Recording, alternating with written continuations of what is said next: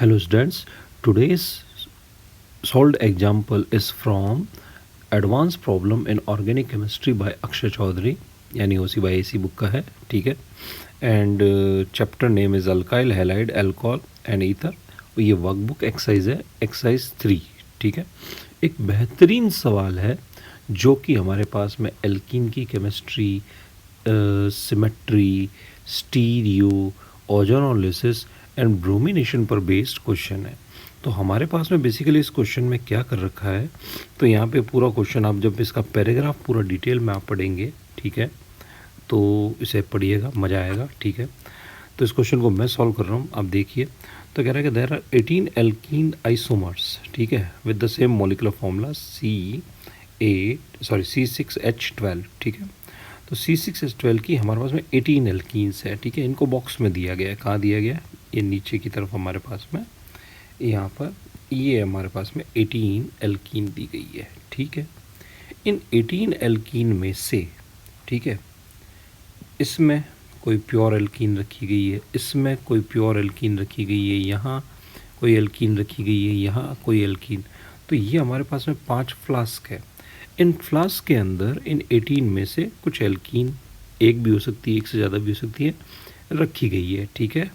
तो हमारे पास में एल्कीन्स यहाँ पे रखी गई, प्योर फॉर्म में रखी गई है, ठीक है. तो आपको करना क्या है, यहाँ पे 2 एक्सपेरिमेंट परफॉर्म किए गए. कौन कौन सा एक्सपेरिमेंट?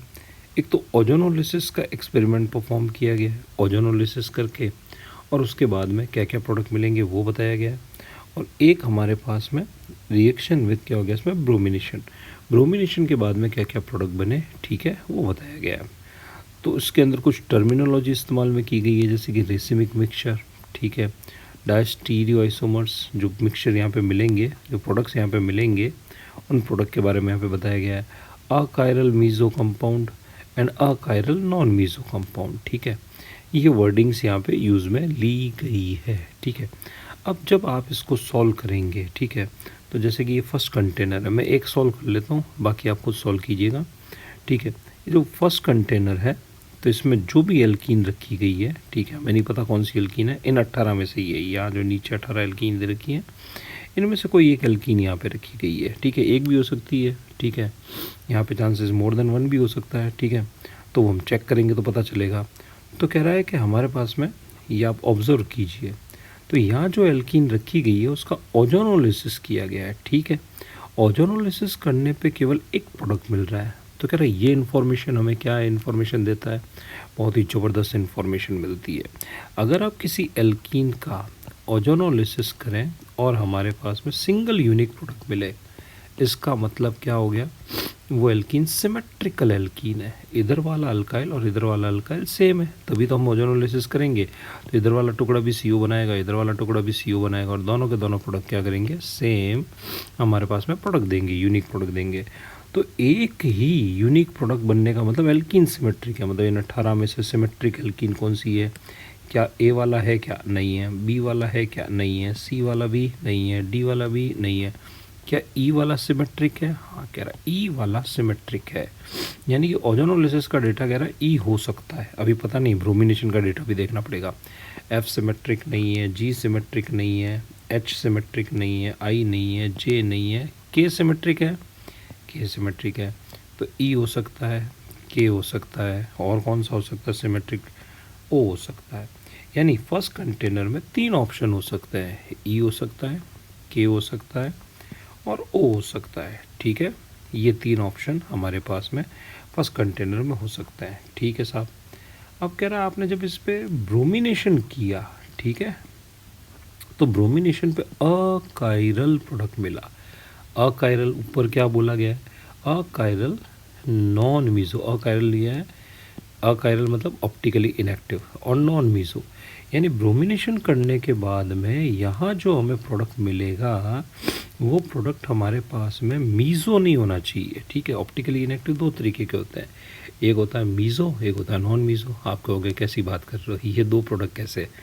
तो ऐसे अकायरल कंपाउंड जिनके अंदर कायरल सेंटर होता है, ठीक है, यानी ऐसे ऑप्टिकली इनएक्टिव कंपाउंड जिनमें कायरल सेंटर होता है, उन्हें हम मीज़ो कहते हैं.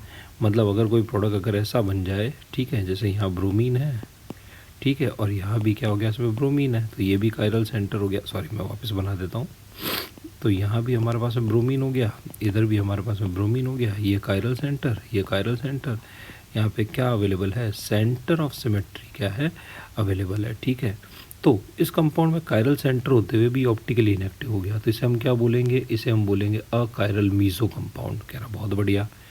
अब अगर आज आपको कोई बोले इस वाले कंपाउंड के बारे में कमेंट कीजिए, इसमें प्लेन ऑफ सिमेट्री अवेलेबल है, हाँ प्लेन ऑफ सिमेट्री अवेलेबल है, तो ये भी तो अकायरल है, हाँ है, लेकिन ये मीज़ो नहीं है। मीज़ो क्यों नहीं है, क्योंकि इसमें कायरल सेंटर अवेलेबल नहीं है। ठीक है, तो ये भी यही कह रहा है, ये कह रहा है ब्रोमिनेशन करने के बाद में हमें एक ऐसा प्रोडक्ट मिलना चाहिए जो कि अकायरल नॉन मीज़ो कंपाउंड हो, मतलब हमारे पास में ब्रोमिनेशन करने के बाद में कायरल सेंटर नहीं बनना चाहिए। तो ई पे आते हैं, ई पे ब्रोमिनेशन करोगे तो कायरल सेंटर बनेंगे। ठीक है, आप अगर क्या करोगे, और कौन सा ऑप्शन था, ओ पे भी क्या बनेंगे, कायरल सेंटर बनेंगे।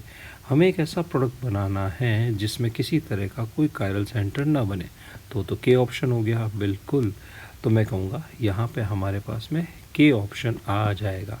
यानी कि अगर मुझे ये कहा जाए कि यहाँ पर 18 एल्कीन में से कोई एक एल्कीन इस कंटेनर के अंदर है, ओजोनोलिसिस के बेसिस पे और ब्रोमिनेशन के डेटा के बेसिस पे पहचानिए फर्स्ट कंटेनर में कौन सा एल्कीन है, तो मैं कहूँगा भैया फर्स्ट कंटेनर में हमारा के एल्कीन है। अच्छा, तो इसी तरीके से सेकंड में कौन सा है, थर्ड में कौन सा है, फोर्थ में कौन सा है, फिफ्थ में कौन सा है, ये एनालाइज कीजिएगा। तो आप देखिए एक बहुत ही बेहतरीन सवाल जो कि हमारे पास में ऑर्गेनिक एनालिसिस, मतलब प्रैक्टिकल बेस केमिस्ट्री बोल दीजिए, एनालिटिकल केमिस्ट्री बोल दीजिए, उस तरह का ये क्वेश्चन है।